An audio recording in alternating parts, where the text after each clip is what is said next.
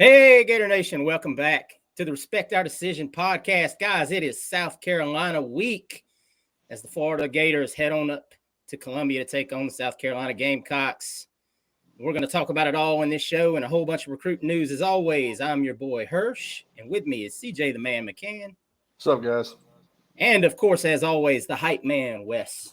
What's good, Gator Nation? All right, boys.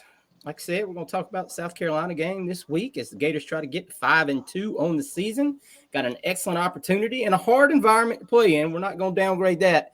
But we're going to get to all that here in a little bit. We got some recruiting news we want to get to first, guys, talk about. Got a lot of visits last weekend, kids visiting other places. We're going to break all that down for you, so listen in. Make sure you go out, download us wherever you get your podcast from. And if you're checking us out on YouTube, this is your first time checking out the channel, guys, go ahead, do us a favor if you wouldn't mind. Go ahead and hit the subscribe button, drop a like on the video, and leave a comment down below. Leave your score predictions for Florida versus South Carolina this weekend in the comments below. All right, boys, let's jump right into it, man. We're going to start with, this is going to become a weekly segment for right now until he's done with his senior season. I'm going to get a little alarm to go off, the Lagway watch, DJ Lagway watch.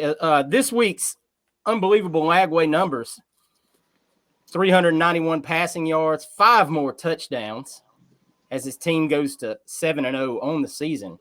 And his whopping total on the season, 2,291 passing yards and 41 passing touchdowns. Yes, you heard that correctly, ladies and gentlemen. 41 passing touchdowns at the high school level in 7 games. That doesn't even include his rushing stats. I don't have those before me. Add on another 6, 7 touchdowns. It's something like that. It's ridiculous. The young man is just absolutely setting Texas high school on fire, proving all the doubters wrong. Anybody that thought that he couldn't match up to the 5-star projections that a lot of us had for him, he is knocking it out of the park. But not only is DJ Lagway just awesome on the field, then the man jumps on a plane, Superman style, flies to Gainesville, and puts on his recruiting hat as Florida takes on Vanderbilt last weekend. And who was he attached to the hip to? 5-star offensive lineman Jordan Seaton, who was in town visiting for the Vanderbilt game. By all accounts, the visit went fantastic. As soon as the game was over, did Jordan Seaton go hang out with recruits and party on the town and check out Gainesville? No, he went into the daggum center there with the coaches, with Sale and Stapleton, and started watching game film because he's all about business. Word on the street, Billy Napier joined them for that meeting for a little recruit session. So now all we can do is wait, guys. Let him take whatever visits he's going to take and, see where it shuffles out. I've heard conflicting reports about it. I've heard a lot of good things. I've heard some bad things. I've heard that rumors of coaching shuffle in the future might hurt the recruitment. Take that for what you will. As you know, us here at this podcast, we're in the no excuses zone for offensive line recruiting at this point in time. You look at the game, you see there are roles to be had. There's playing time to be had. If you're Billy Napier, you got to sell it. Wes, are you still in the ballpark that even if there's coaching changes, this is a no excuse recruitment? No, not really. And that's the thing that fans have to be mindful of. You can't say in one breath, we want to get rid of the 2 offensive line coaches, have one coach bring somebody else fresh in, and then expect us to land a 5-star type recruit in Jordan Seaton. Because we all know recruiting is about relationships. This is why I keep going back to, I thought year 2 of Billy was so important, because now they have a year of relationships going into year 2 relationships to establish with sophomores who become juniors, who become seniors. And if there are coaching changes and you guys want Stapleton and Sale removed from the staff, then if somebody is new come in, then if Seaton feels like he was more comfortable at Alabama or Miami or Florida State or Georgia with that particular coach, then the chances of him coming here are that they get minimized. and the percentages get lower of us having a chance to recruit him. So we can't have our cake and eat it too, and want those guys going and then expect him to come in his class. So if he comes, it's because to me that the coaches may stay, or it's up to Billy to say, hey, this is who I'm going after. I have this because they do talk to these recruits in that manner. Hey, if I'm going to make the change, this is who I'm going after, et cetera, et cetera. How you feel about him? Even if that kid may not talk to that coach, I know he sees the playing time available because we've alluded how horrific our offensive line has been over the last decade.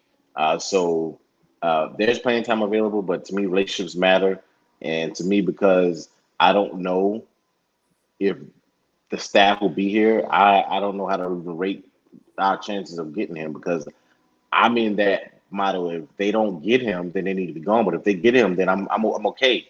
If they get him, I'm okay with them staying because this haul of offensive line class is better than the previous 2 years. Even though I don't really count that first year because they came in late. So take it in context of last year's class and then going into what we have this year, he will be enough for me to say, okay, this staff should stay as far as the two offensive line coaches. CJ, are you in the same boat with Wes on that take? I don't know. I want Jordan Seaton, and that's pretty much my take. Like I don't care what you got to do. We need offensive line. Billy himself has got to take the reins on this recruiting and be like, look, man, I don't know if you guys are going to be the offensive line coaches or not, but I don't think it's going to matter. I want you here. What do we need to do to make it happen? Make him, hey, you're going to be the first person that knows who the new offensive line coach is going to be. Whatever you need to do, because it is that important of a recruitment. Because if you don't and you end up missing him, then you got to go trust the portal again to find offensive linemen. And I'm not saying you can't find good offensive linemen in the portal. I'm just saying it's hard, and there's not that many of them. It's just the way offensive, because if you're a good offensive lineman, you're typically not leaving the school you're at because you're probably playing, aside from maybe a coaching change, and then you take the risk on a group of 5 offensive linemen who look really good down there. Can they come play SEC ball? So that's a lot of it. So it's one of those recruitments where it's like you got to get it done. We're kind of past the point of excuses now. Everybody else is holding their weight except for the offensive line. You guys, I love Westfall. Some of the guys we have committed, we've got some good players, but you need to get an elite offensive lineman in the class sooner rather than later. Yeah, it's just you got to get it done, man. You can't keep coming up with excuses for not landing elite offensive line recruits. This is the SEC. You're playing against elite defenders each and every week, and the team lined up across from you is going to have elite offensive linemen. It's just, especially when you get to play the big boys, the University of Georgia and whatnot, what they bring to the table on the defensive line. So you better have the offensive lineman to counter that. I mean, you look at what Kentucky's just able to do to you on the defensive, at some point we got to break this cycle of it's okay to have one decent offensive lineman and 3 2-year projects. And maybe all 3 of them turn out. Hey, fantastic. Great evaluations, guys. But you can't hang your hat on that probability. You cannot do it. I'm not everyone that knows me knows I'm not this huge data guy. I'm not. But the data shows a certain amount of, each championship caliber team has this amount of high star rated linemen. And it just calculates out each and every time. So at some point you got to win these battles. Even if you do pick these guys and they do turn out to be good offensive linemen, they won't be good offensive linemen next year. And they might not be good the year after. You're talking you need 1 or 2 impactful players. Right. You're talking guys that are probably not going to really significantly contribute until their junior season. And unfortunately, the position we're in, we don't have that kind of time. Billy's got time. Don't get me wrong, but he doesn't have 2 extra years of bad offensive line play time. No, Yeah, You got to they need have to be some significant growth. They need to be starting by year 2. Gladway's redshirt well, freshman. you look as an example at Francis, and I can't ever say his name, the young man that went to Miami last. Yes, thank you. That was at IMG, and now On 3 just released their freshman All-American team up to this point of the season, and he's the left tackle on that team. That's a kid that we were heavily involved in. Now, obviously, we were second or third down the list, regardless of whatever you believe, but it doesn't matter. That was a young man we identified early. We went after, we did not get, and look what he's doing. He's starting at Miami. Now, granted, he may not be, if he'd have come to Florida, he may not have been starting this year. I can't predict that. Obviously, Austin Barber was going to be a starter at left or right, regardless. But he would have been starting next year, I'd almost guarantee you. So, shout out to that team, by the way. If you did not notice, Florida Gator safety Jordan Castell did make that team as the safety. So shout out to big Jordan Castell for continuing to be recognized as one of the premier freshmen in the country. And that's awesome. Another kid that visited kind of surprisingly this last weekend that we want to talk about real quick before we get the kids taking visits elsewhere. Former commitment defensive tackle Micah Boreau, who decommitted a few weeks back. Surprisingly, everyone was like, well, he's going to Georgia. That's it. But a funny thing happened on the way to signing day is it doesn't look like Georgia has any room for him in their class. And partially is because they've shifted their sights to another Florida Gator defensive tackle commitment. We'll talk about that in a minute. So Micah came on down for a visit. Florida knocked it out of the park. He said he was blown away that nobody showed any animosity towards him, that it was like he was still on the commitment list. Hey, we've said it before about the staff. They never give up. They never let off the gas pedal on a kid. It'd been real easy to say, you know what? You scorned us. All right, cool. Then you go do whatever, and we're going to move on down the line. But we also know that we need defensive tackles. So kudos to the staff for recognizing that, hey, there might not be a better target out there. Keep on the kid, get him back. I'm not saying he's still going to end up in this class. Long way to go to that. But it looks a lot more favorable than it did a week ago when we did this show. So we'll see how things progress with Micah going forward, and we'll keep you updated. Let's talk about some commitments on our list that visited other places this week, and we'll segue right into the one I was just referring to. Nasir Johnson, defensive tackle out of Georgia, visited UGA this last weekend, and there's a lot of smoke there. There's a lot of smoke that Georgia likes the kid now. They're pushing for him. I'm not saying a flip is imminent. Not saying it's even going to happen. They have 5 defensive line commits. They've got another kid. I can't remember the young man's name that they're battling Oregon for right now. So they may not even have room for Nasir Johnson, but I'm telling you now, they're putting the press on him. Well, not only that, Florida State's also still recruiting Nasir Johnson. And Florida State's been after him for a while now. So, hey, and we're going to talk about this with these other 3 young men that I have on the list right here. You want to play big boy recruiting football, you're going to have to deal with your recruits are going to take visits. I'm not saying they're always going to take visits, but big time recruits are wanted by big time schools, and they're going to get the whole kitchen sink thrown at them. And so another one, I know this is going to hurt Wes in his heart. Tight end Amir Jackson visited Auburn. Auburn has been heavily rumored to be after that young man. Miami's still after him as well, but Auburn is really pushing for the young man. Now, I happen to live pretty close to him. He goes to Portal High School right down the road from me, and I haven't heard anything to let me believe that young man is flipping, but he's listening.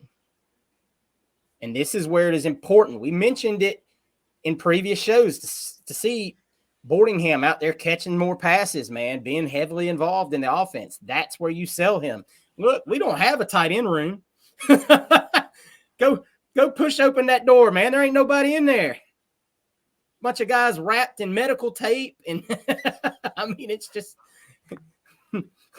three 3 slow white boys. I mean, it's not the We best. got a defensive lineman. Yeah.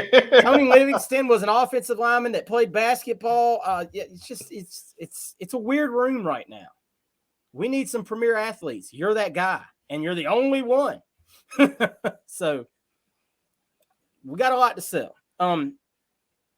Darius Hayes, of course, I'm sure you've heard by now, visited Miami this weekend and had a great time visiting Miami. We couldn't have asked for a better atmosphere for Darius Hayes to go down and visit the Miami Hurricanes. Not only did he get to see a jam-packed front 2 rows of the stadium, but he got to see one of the biggest coaching gaffes of all time. So thanks, Miami, for showing Darius a great time. He was having some real good Snickers on his Instagram Live after the game. One Canes fan managed to get him to say "Go Canes" and put up the U and thinks that's a big deal. We're not worried about Darius Hayes at this time on this program. Status quo. Now, 5-star safety Xavier Filsaime took a little visit this weekend to see the Red River rivalry. Texas lost to Oklahoma. And got an offer from Texas on his way to the game, actually. Now, McKinney High School, not that far from where the game was played. It was just a short ride. From everything I've heard, Xavier and his family are very quiet, soft-spoken family.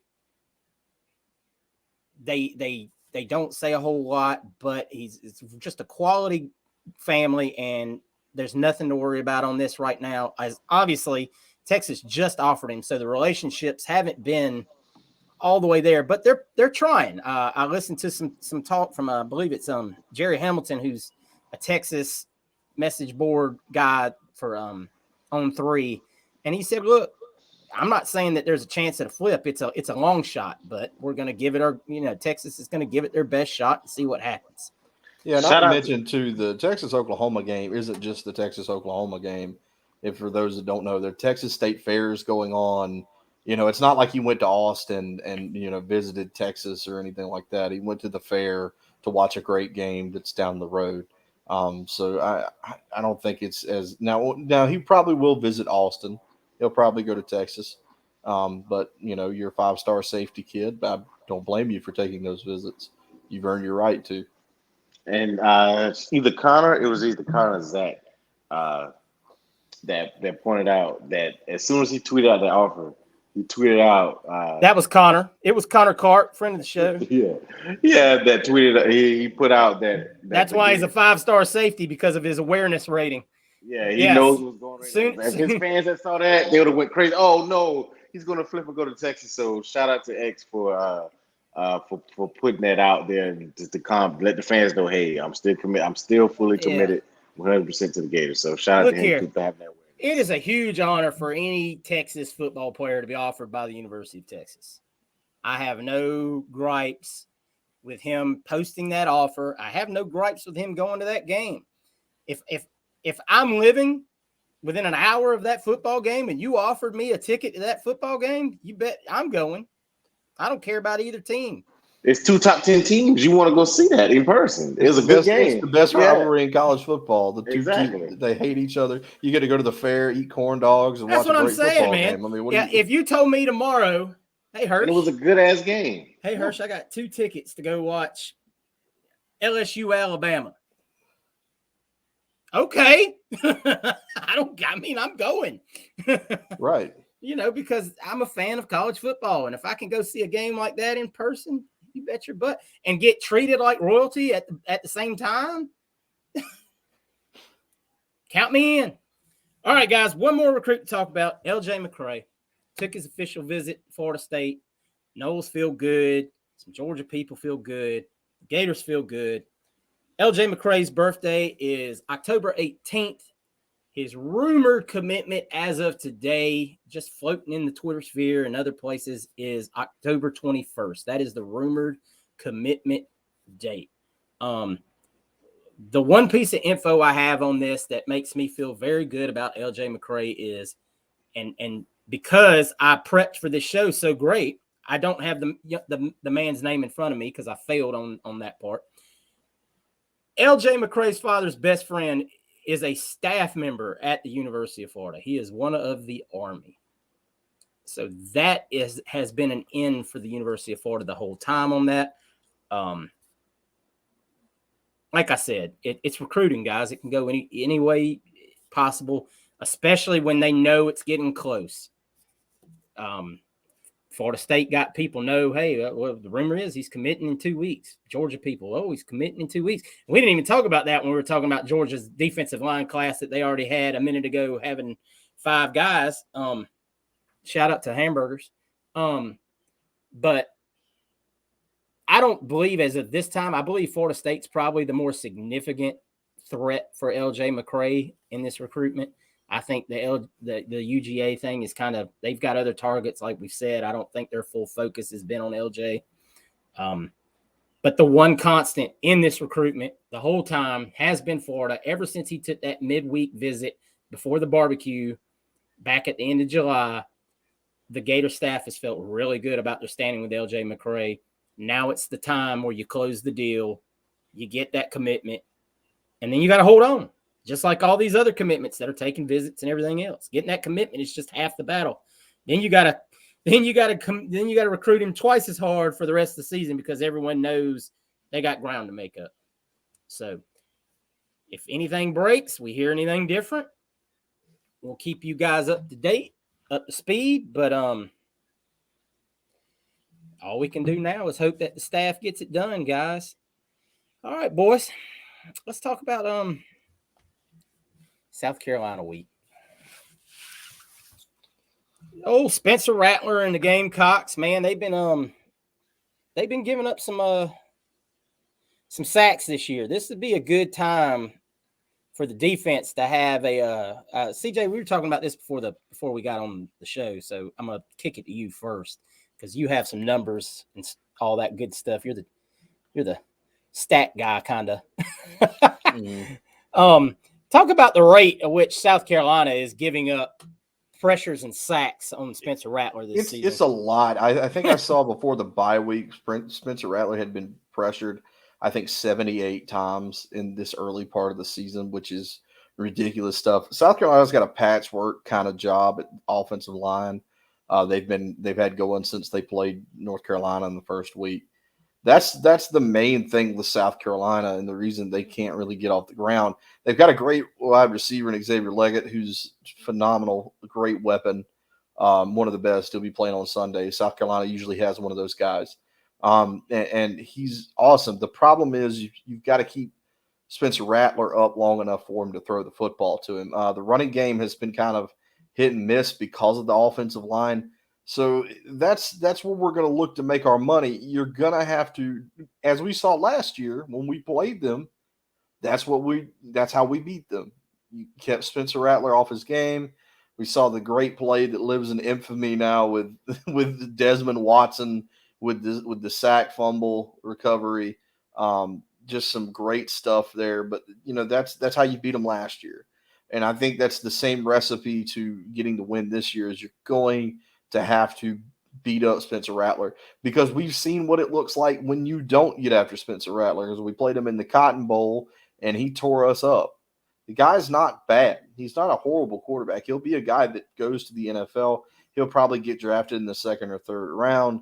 The guy's got some skills. The problem with South Carolina right now is, can they keep him standing up long enough for him to really hurt us with Xavier Leggett, who's, again, like I said, one of the best wide receivers in college football right now. And, there's a lot of things going for South Carolina. They've got good players. They've got good pieces. They play in Williams-Brice Stadium, which is a tough environment to play in. I think it gets lost in the shuffle in the SEC stadiums. We always talk about Bryant-Denny, and we talk about Death Valley, and we talk about Sanford Stadium, and we talk about Jordan-Hare and the 12th man and stuff. And it kind of gets lost in the shuffle. Williams-Brice is a tough place to play. Those people love their Gamecock football. They get Sandstorm going. They start waving those towels. It is a absolute monster to play in.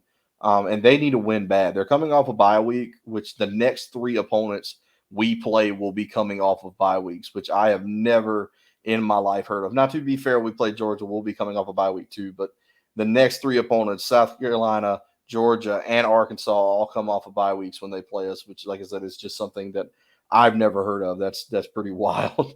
But they should be a little more rested up. Again, I don't know how good their offensive line is going to be.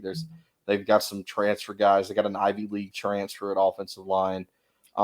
That's why they're bringing in so many of these big time offensive line recruits that Wes alluded to earlier, because they really need the help. They're kind of like us. It's going to be, to me, I think it's going to be a very similar game. I think both teams are kind of looking at each other in like a mirror.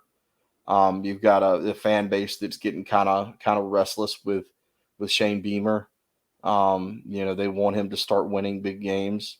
You get beat by Tennessee, you get beat by Georgia, you get beat North Carolina. They've had a tough slate of games to start the season. So South Carolina definitely is one team to watch, but the recipe is going to be getting after Spencer Rattler, because if you let him sit in the pocket and throw on you, he'll kill you. Yeah, and therein lies what the game plan needs to be. Is we every week we kind of talk about what we think we'd like to see from us as a game plan versus the team we're playing, and my whole thing is pressure, man. Send the pressure, disguise the pressure, send it from varying places, confuse Rattler. We saw it last year when they came to Gainesville. I mean, that image of Big Dez getting in there and running that fumble, I mean, will always live as a great moment. You've got to fluster this guy. You get him out of rhythm and you're good. Otherwise, he'll pick you to death. And we've seen, we've given up some deep plays. So secondary is going to have to be on their game. Depth chart just released. I want to talk about that real quick. And Wes, I'll get to your points for the game. Some good things. Austin Barber is back. Trevor Etienne is back. Bad things. Kingsley out again. Andy Jean listed as out this week with a lower body injury. So that might answer why we didn't see much Andy Jean last week in the game versus Vandy. Aiden Mizell is listed on the depth chart behind Eugene Wilson. So I had thought that we were going to obviously see Aiden Mizell redshirt at this point. I don't know if that's still the case. I mean, they may try not to play him. It's just one of those things you have to see. Marcus Burt listed behind Jackson on the depth chart. Odom is out as well. So, I mean, that tight end room continues to just be a patchwork quilt of Arliss Boardingham, Hanson, and whoever else you can find to warm up, get on the field behind him. So obviously, I mean, Jake Slaughter is going to be well seasoned by the end of this year. And I think we could say, based on where we saw him at the Utah game, I think Jake Slaughter's gotten better. He has. Season. He absolutely has improved. So that's one thing that's pretty good. It's not like it was when we started off this year, where he was kind of rough in his early days. Cam Waits is listed as the backup behind Austin Barber on the left side. So if Barber, for whatever reason, gets nicked up again, obviously we'll see Mr. Waits, who looked really, really good against Vandy. We talked about that in our Raw reaction video. It's just going to be one of those deals, man. You're going to have to get out there. They're going to score some points. You can almost guarantee it. Now, I mean, as soon as I say, I can't foresee us having the kind of effort we had against them last year, where we just totally dominated them in their, like CJ alluded to. That's a tough place to go play football. I do like the 3:30 kickoff as opposed to a noon. We talked about that as well on the Raw reaction episode, that I think we always play a little bit better the later it gets in the day. Wes, you're a South Carolina man. You live in the state of South Carolina. I know you don't care for the Gamecocks one bit, so I know you're kind of looking forward to this one. What are your takes on what we need to do to these boys this weekend? Yeah, I'm debating right now if I'm gonna go to the game or not. I'm still up in the air for me right now. I'm thinking about going. I was going until I saw us against Kentucky, and then I'm like, man, I don't really want to go see that game now. But as CJ put it, it is a very, very tough place to play. So us winning this game would mean a lot to me, knowing this fan base and knowing how they're going to show out and be there Saturday, because they're going to full that stadium and they're going to be loud if it's going well for that team. CJ talked about the towel swinging and all that stuff. Sandstorm playing. They are a big.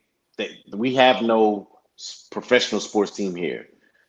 The Gamecocks and Clemson is it, and they love their Gamecocks here. So us winning will go a long way to me showing that we can, especially with our road woes and how we performed on the road, to go into that type of environment, to pull up a victory would be special to me. No matter how we look, a win is a win, given especially how tough our schedule is. So as far as the keys, CJ talked about this as well, so I'm picking back on a lot of points.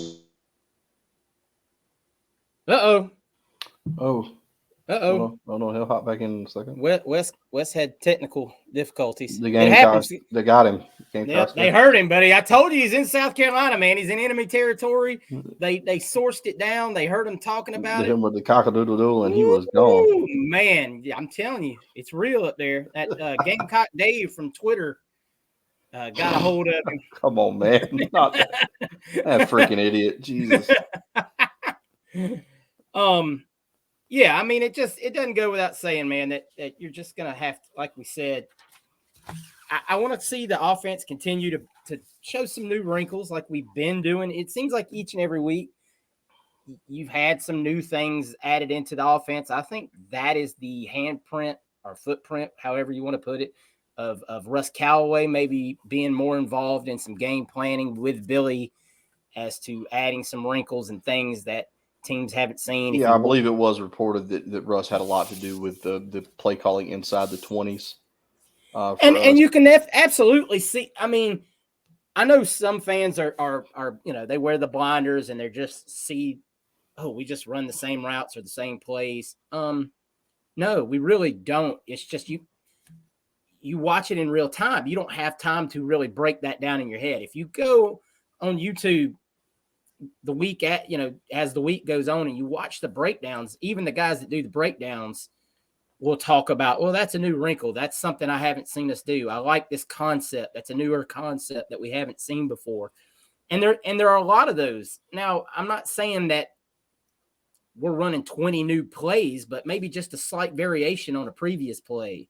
CJ talked about it in our raw reaction video, making the motion mean something, adding wrinkles with the motion, making the defense go one way and setting up something for 2-3 plays down the road.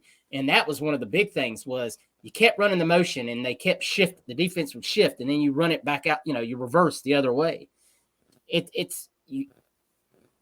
Every play has a purpose, either obviously for that play or for 2 plays down the road. And I think you're seeing a really good job of them setting that up.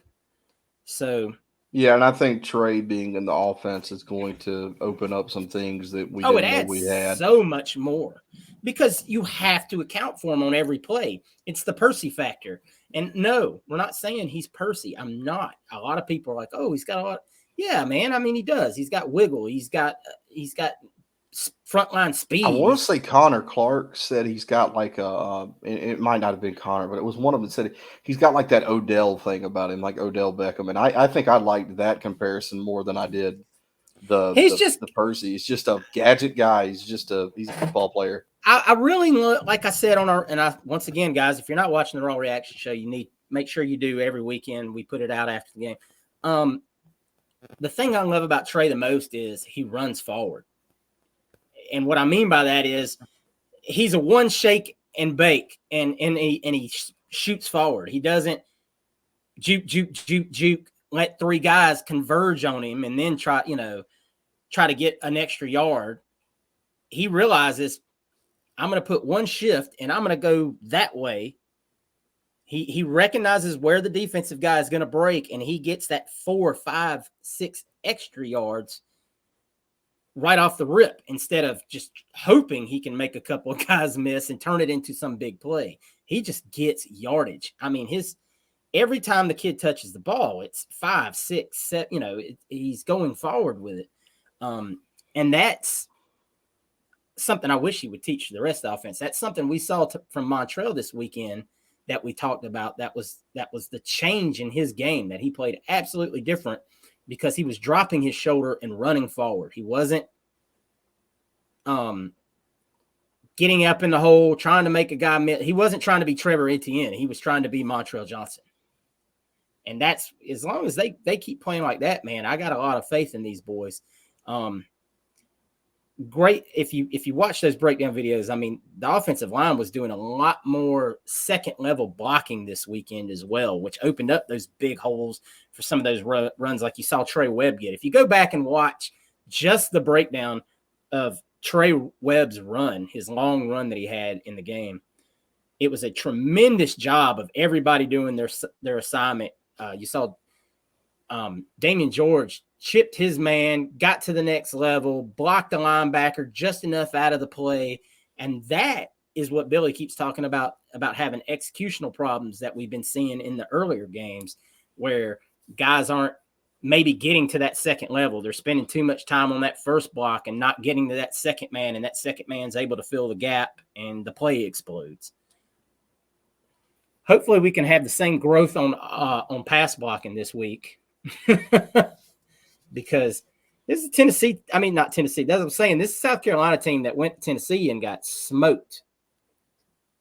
So you're going to look at a South Carolina team, like CJ said, coming off the bye, that's going to come out fired up, ready to play. I know Beamer's going to have those boys chomping at the bit for that 3:30 start. The stadium's going to be pumped up. I think this might be their only what second home game of the year. I haven't even looked at the schedule. I think they played the neutral site with Carolina, and they played at Georgia, at Tennessee. I mean, this is going to be big. This is probably their first really big home game of the year. You know, against us, they don't like us at all. You know, there's people out there. You know, how do you consider South Carolina a rival? Do you not? You know, they definitely consider us one. I'll put it that way. Yeah. You know, whether you consider it or not, I can also tell you, I can think of offhand 10 more, you know, damning losses to South Carolina in the last 30 years than I can to Tennessee. You know, some actual, you know, some losses, some moments. Urban's first year against Spurrier, them beating us, you know, 2010. You know, there's just there's a lot of those games in there. The smoke they put on us in 21. You know, they don't even want to get into baseball. They're an absolute rival. You know, if you, in the sense of the word, if you really want to get into it, and they, you know, they have a mural of our coach on their wall. You know, so no, definitely it's going to be a bigger game than. I think it's really going to be the watermark for us going forward, how we do in this game, especially on the road. All right, CJ, let me get your prediction for this game. What's it going to be? You know, I'm gonna catch some flack for this, but I'll tell you what, they're gonna have to prove it to me this week that they can win on the road. So I'm gonna take South Carolina 31-27. I think they beat us. I don't like to pick against Florida, but they're going to have to prove to me this week that they can win this game. Ooh, that hurts my soul. It hurts me saying it. It hurt coming out of my mouth. All right. I'm going to tell you what. I'm going to stay with my prediction of wonky ass score predictions. I'm going 29-24 Gators. I don't know how we're getting to 29. We're going to get a safety in there somewhere, baby. I don't know what's happening. It's going to be something weird. But 29-24 Gators. I think they tack on a touchdown late. I think the defense can do enough in this game to keep them on their toes. I think the crowd will keep South Carolina into it. Like you said, you're going to have to prove it to me on the road, but I think Billy feels the heat of the whole on the road thing. I really think he does. I think you see a very similar effort to how we came out versus A&M last year. I know that he wants to win this ball game. And look, if you don't win this ball game, we got a lot of bad things on the horizon because the schedule gets tougher and tougher and tougher. I mean, and I don't know that there would be the heat on the can't win on the road thing if there wasn't the loss to Vandy and Kentucky in there, because a lot of the other losses on the road, and two of those that we're counting are neutral site games. One against the eventual national champion and another one against Oregon State, where you didn't, you didn't have your team with you. So, I mean, and then the other ones are tough draws.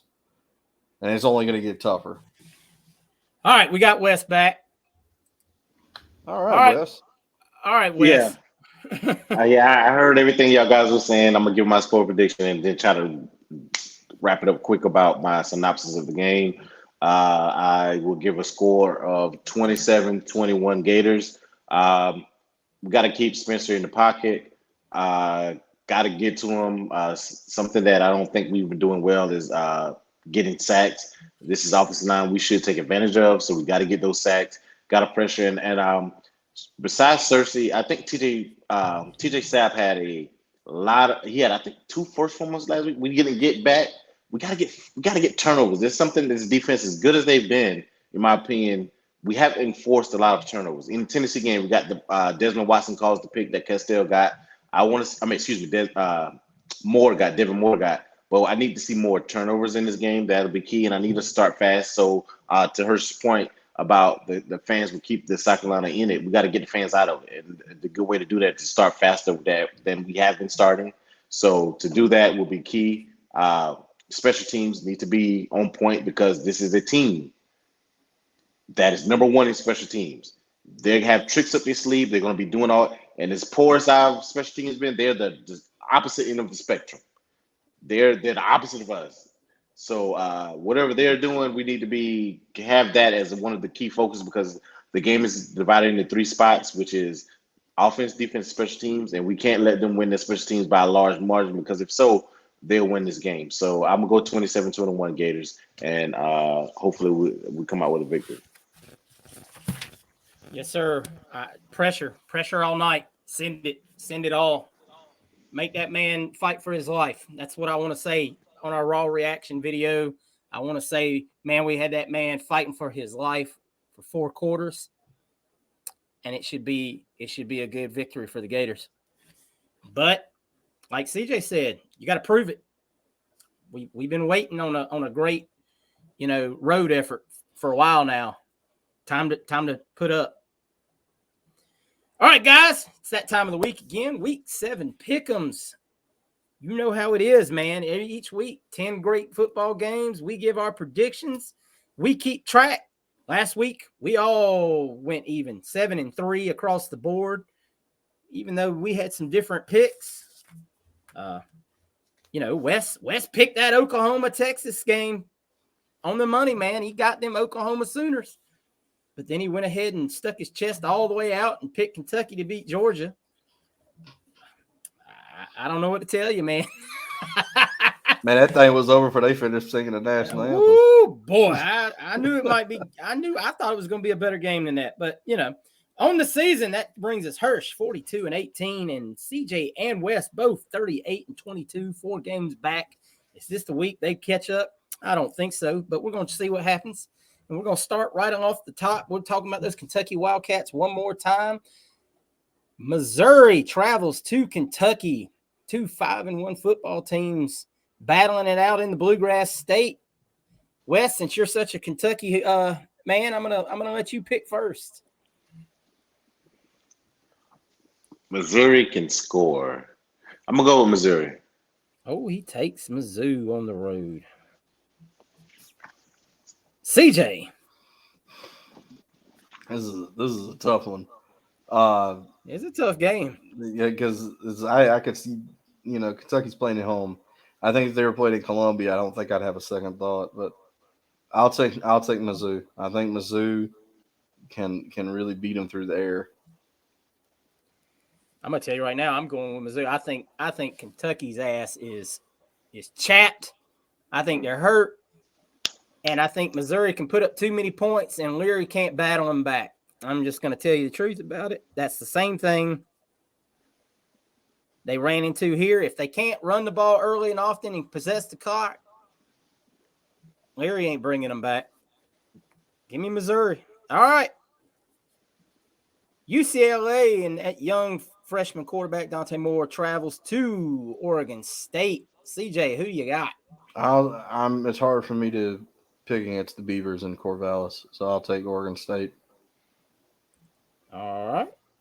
Wes? Yeah, I'm going Oregon State as well.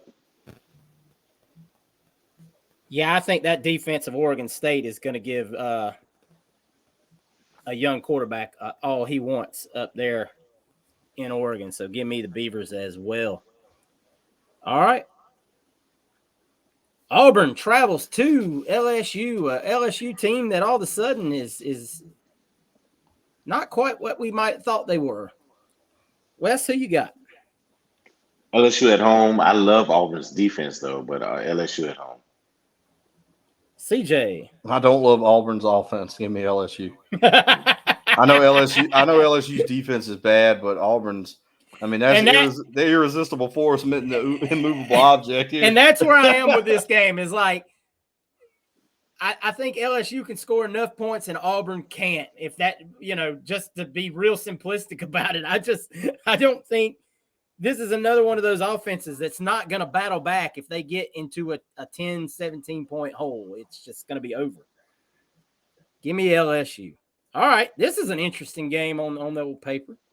Texas A&M travels to Knoxville to play the Tennessee Volunteers. CJ, who you got in this matchup? The Vols. I think the Vols at home. I like Texas A&M. I like what they're doing, but, I mean, I just got to take Tennessee at home. Wes? Give me the Aggies. Yeah, I'm on the Texas A&M train here. God dang, man, I hate putting faith in Jimbo Fisher when I need a win. Oh, but you know what?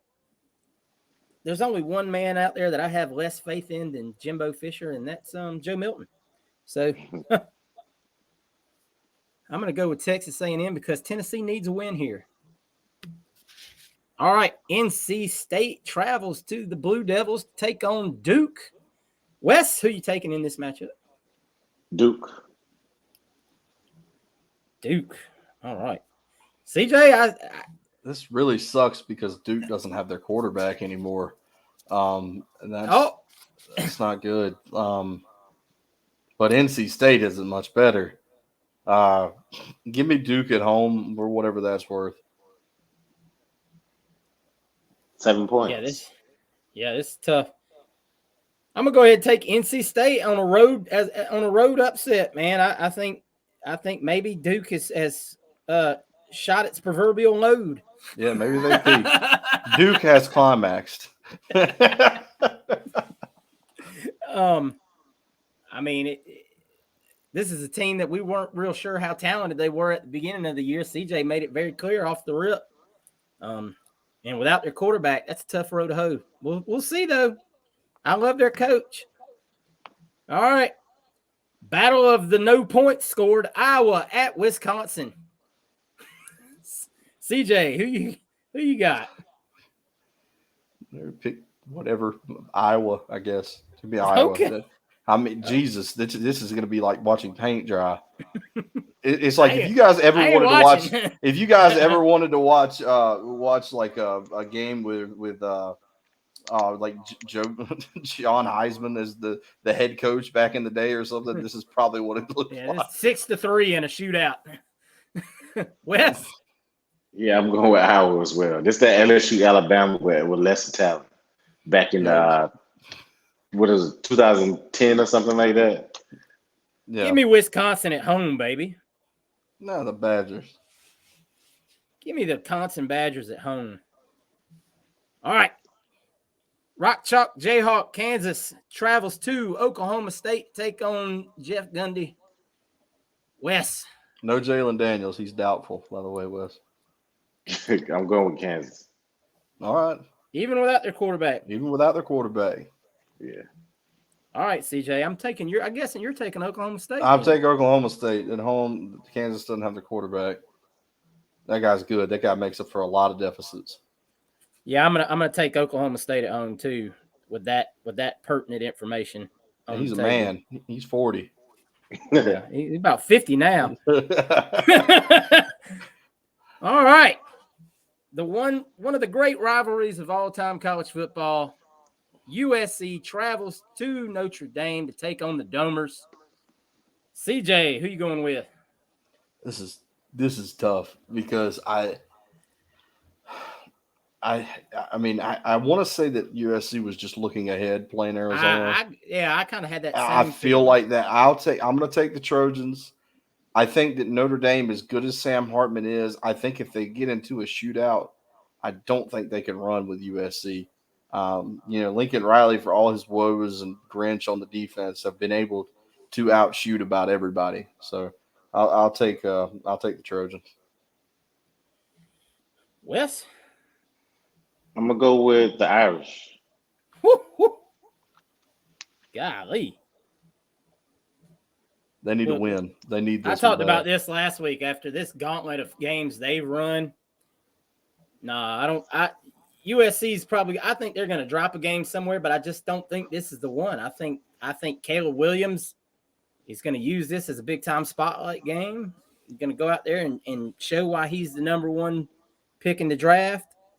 Give me USC. Big. I think they're going to roll a lot of points up on the board on these boys. All right. Let's talk about the old Miami Hurricanes traveling to UNC. They're going to go to Chapel Hill and try to play Drake May and a real offense, an offense that doesn't need guys not to kneel down and throw Hail Marys at the end of the game. Oh, boy. Wes, can the Miami Hurricanes recover from that blunder and steal a win here? Nope, they get 2 in a row. 2 L's in a row. CJ? I wonder if my picking rivals magic has run out. You know what? I'll take UNC just because I think UNC's that good. Luckily for Florida State, they don't have to play them or Louisville this year unless they see. I tell you right now, Charlotte.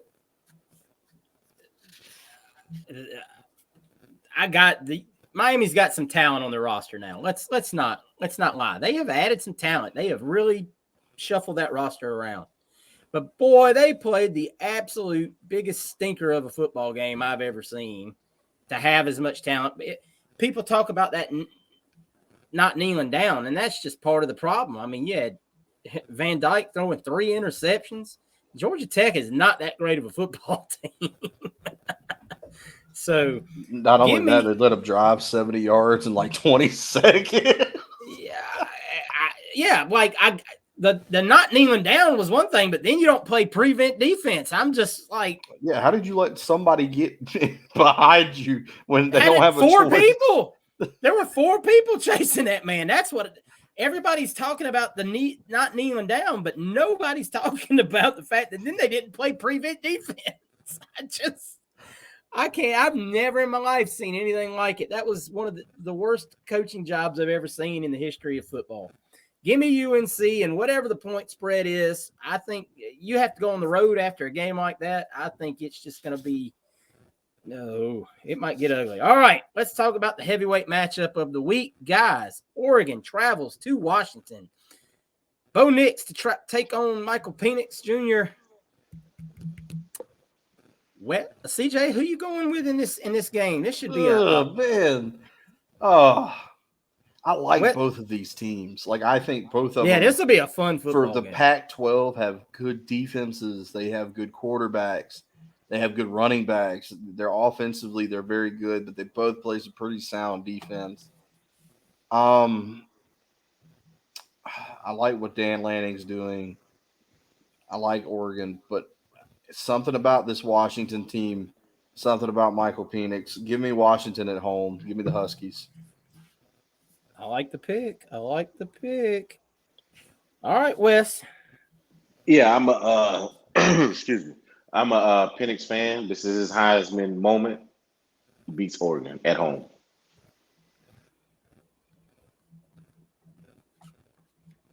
Well, boys, I'm going to throw a wrench in it. It's time for Bo Nix to win a big football game, and this is his moment, guys. I'm going with Oregon on the road to get a big win. Bo Nix, big win and Bo Nix have never been in the same sentence before in the history of football, but I think it's finally time. I like what Dan Lanning is doing up there, like y'all said.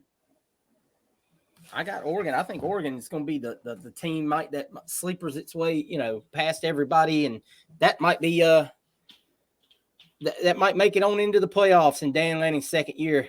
He inherited a real rich system up there. Kudos to Mario for doing something right.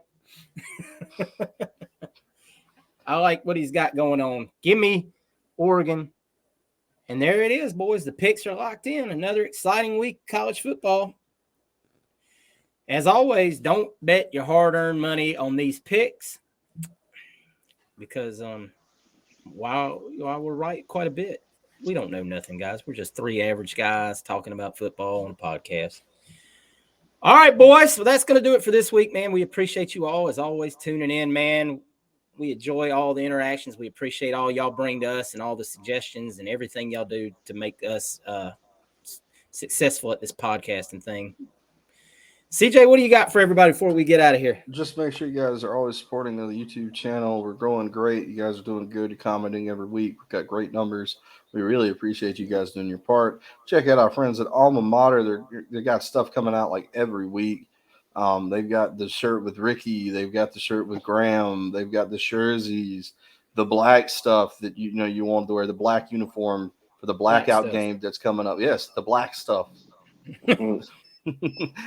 But for the blackout game that's coming up against Arkansas, so check that stuff out. You got basketball coming up soon. I'm sure they're going to have basketball stuff too. If you want to check that out. Also, too, I'd be remiss if I didn't mention that baseball practice has begun. It'll be here before you know it. We get into the after Christmas. We'll be counting down the days, and I'll be back to baseball. Jack Caglione has got his fastball up to 101 miles per hour. Now, if he can just control it. Everything in the early camp says he's looking much better, and this is the year where you're going to recover from that Tommy John and get his control back. So hopefully we can see that out of Jack Caglione. So check that stuff out. That's all over the page. They ran their first practice the other night. If you're in the Gainesville area, when they do these practices, they are free to the public. You can go in and watch. But no, thank you guys so much for the support. Thanks for checking us out on Twitter. Check out the Facebook group. Got a lot of guys over there talking constantly, conversing about Gator football, Gator sports, and just general, conversation about anything. So thank you so much for everything you guys have been doing for us. Yes, sir, guys. As always, make sure you go out there, subscribe to the channel, give us a like on the video. Like I said at the top, leave us the score prediction for South Carolina in the comments below. And, CJ always does this part on baseball. I'm going to do some work here before basketball season gets here and see if we can get somebody every once in a while to come on and give us some basketball updates as well. I want to make sure we cover the main sports here of all Gator things as far as recruiting and, the players on the team, just so y'all can get everything you need out of what we bring to the table. All right, Wes, send us home, man. Yeah, as CJ said, make sure you click that link in the bottom. Hersh should have that in the bottom for you at friends at Alma Mater to get your merchandise. And as well as leaving the score for the Florida South Carolina game, do the pickers with us. We would love to see you guys' scores or not your scores, but your predictions on the games that we just picked as well. Show us if you know ball better than us. Appreciate you guys. Hopefully, if I decide to go to the game, I have some things up on our Twitter page and our Facebook around the stadium and some videos of the game as well. So thank you guys for the support. Make sure you hit the like, subscribe, and make the comments in our YouTube channel. Appreciate you guys. Love the support. And as always, go Gators. Go Gators. Go Gators, baby. Beat South Carolina.